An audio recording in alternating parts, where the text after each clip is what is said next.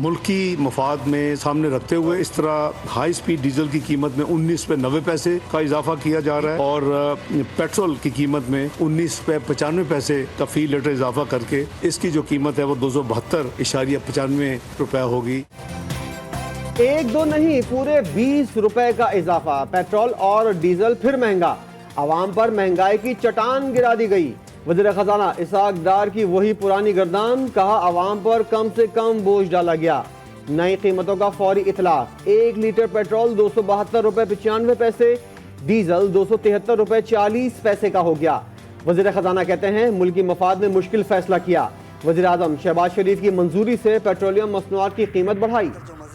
حکمرانی لے رہے ہیں لیکن قربانی جو ہے وہ عام شہری دیتا ہے۔ 270 روپیہ لیٹر سمجھ سے باہر ہے ہمارا ملک، یا ہمارے حکمران کہاں کس طرف لے کے جا رہے ہیں ہمیں کچھ علم نہیں ہے۔ غریب آدمی مرنے کے لیے پیدا ہوا ہے، غریب کے نام پہ صرف یہ ملک بنا ہے۔ پیٹرول تو ایک سرسری سی ایٹم، اس کے ساتھ تو ساری چیزیں بڑھتی ہیں۔ ہر قربانی عام آدمی کیوں دے، سارے مزے بس حکمران اور مراد یافتہ افسران اڑائیں۔ پیٹرولیم مصنوعات کی قیمتوں میں اضافے پر عوام پھٹ پڑے، اضافہ مسترد۔ شہریوں نے کہا عالمی منڈی میں کمی کا فائدہ عوام کو نہیں ہوتا، قیمتیں بڑھتے ہی عوام پر بوجھ لاد دیا جاتا ہے۔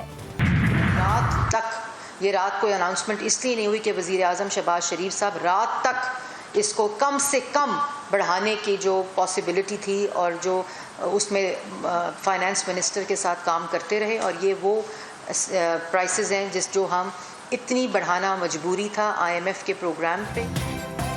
پیٹرول کی قیمتیں حکومت نے خوشی سے نہیں بڑھائیں، سیاست نہیں ریاست بچانے کے لیے ہم نے مشکل فیصلے کیے۔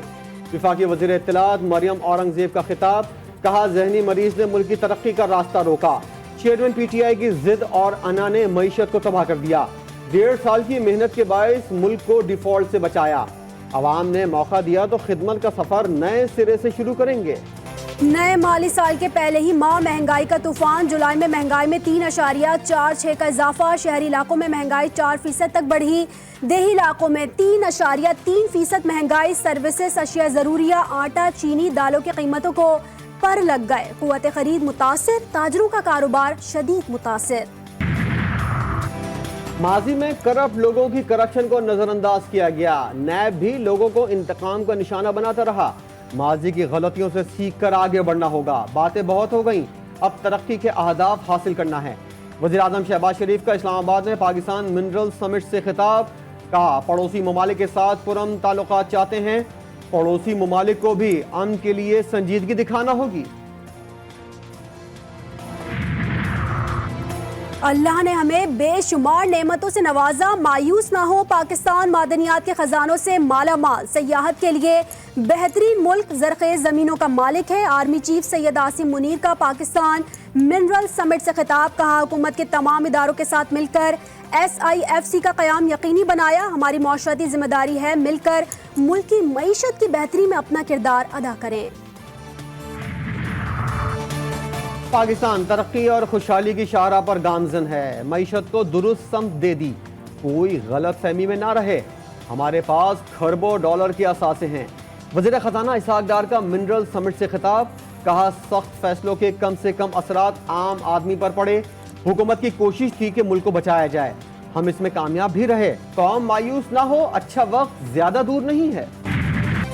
پاکستان کا دہشت گردی کے خاتمے کے لیے افغانستان کی مدد کے لیے تیار ہیں، وزیر خارجہ بلاول بھٹو کا خطاب، نیٹو کا چھوڑا اسلحہ دہشت گردوں تک پہنچ گیا، کہا پاکستان کی دہشت گردی سے متعلق پالیسی واضح ہے، نگراں حکومت کے لیے مذاکرات آگے بڑھ رہے ہیں، کوشش ہے سب کچھ افہام و تفہیم سے طے پا جائے۔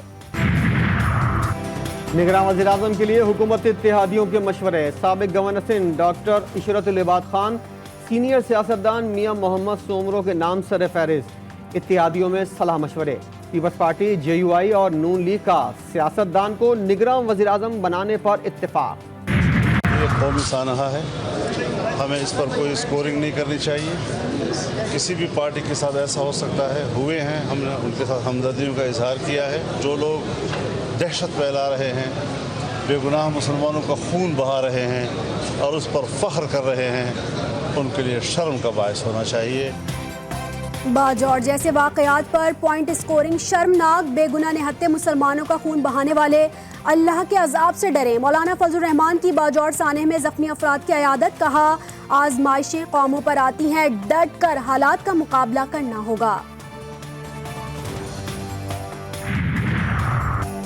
اقوام متحدہ کے سلامتی کونسل کی باجوڑ دھماکے کی شدید مذمت، واقعے میں ملوث مالی معاونوں اور سہولت کاروں کو جلد انصاف کے کٹہرے میں لانے کا مطالبہ، ہر قسم اور شکل کی دہشت گردی عالمی امن کے لیے سنگین خطرہ قرار۔ اقوام متحدہ کی جنرل اسمبلی کے صدر، امریکی محکمہ خارجہ اور شیخ الازہر کی بھی باجوڑ دھماکے کی مذمت، پاکستانی قوم کا بھرپور ساتھ دینے کا اعادہ۔ پاکستان تحریک انصاف پارلیمنٹیرین کی کور کمیٹی کا اجلاس، Pervez Khattak chairman, Mahmood Khan vice chairman منتخب۔ پرویز خٹک کا 19 اگست کو نوشیرہ میں جلسے کا اعلان، کہا عوام کو تنہا نہیں چھوڑیں گے، پاکستان اور خیبر پختونخوا میں امن و امان کی جدوجہد ہر حال میں جاری رکھی جائے گی۔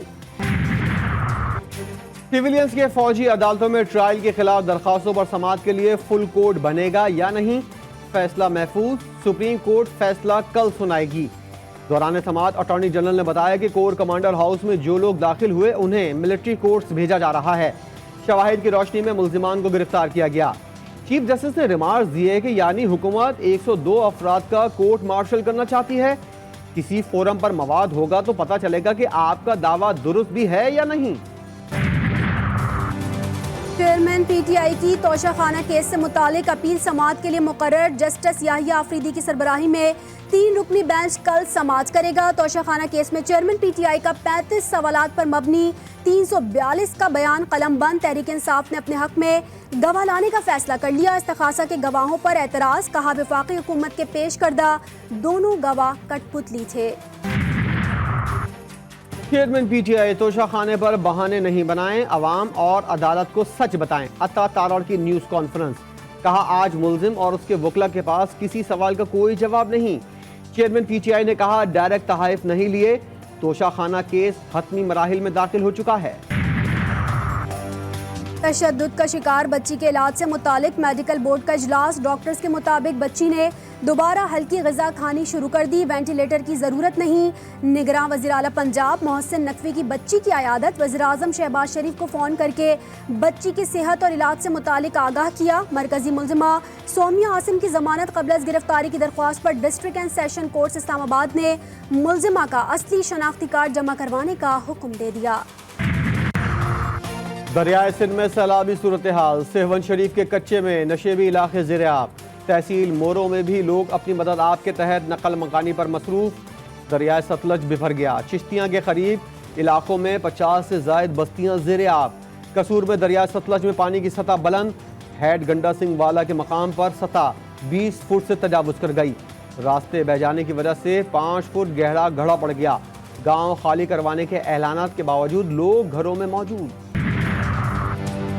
لاہور میں آندھی کے ساتھ تیز بارش، گرمی کا زور ٹوٹ گیا۔ پنجاب کے مختلف اضلاع میں 7 اگست تک مونسون بارشوں کی پیش گوئی، بارشوں کی شدت میں کمی کے امکانات۔ پی ڈی ایم اے کے مطابق 4 سے 6 اگست کے دوران دریائے جہلم میں منگلا کے مقام پر اونچے درجے کے سیلاب کا خطرہ۔ بھارت کی زمین مسلمانوں پر تنگ، راجستھان میں ریلوے پولیس اہلکار نے 3 مسلمانوں کو چلتی ٹرین میں قتل کر دیا۔ سوشل میڈیا پر پولیس اہلکار کی مسلمانوں کو للکارنے کی ویڈیو وائرل، کہا مودی اور امت شاہ کو ووٹ دو نہیں تو ملک چھوڑ دو۔ ریاست ہریانہ میں انتہا پسند گروپس لڑ پڑے، درجنوں گاڑیاں نظر آتش، 2 پولیس اہلکار ہلاک اور 70 سے زائد زخمی۔ ریاست میں دفعہ 144 نافذ۔ آج چاند زمین کے قریب آئے گا، معمول سے 14% بڑا اور 30% زیادہ روشن نظر آئے گا۔ حسین سپر مون کا نظارہ پاکستان اور سعودی عرب سمیت کئی عرب ممالک میں دیکھا جا سکے گا۔ ماہر فلکیات کے مطابق رواں ماہ سپر مون کا دوسرا نظارہ 30 اگست کو ہوگا۔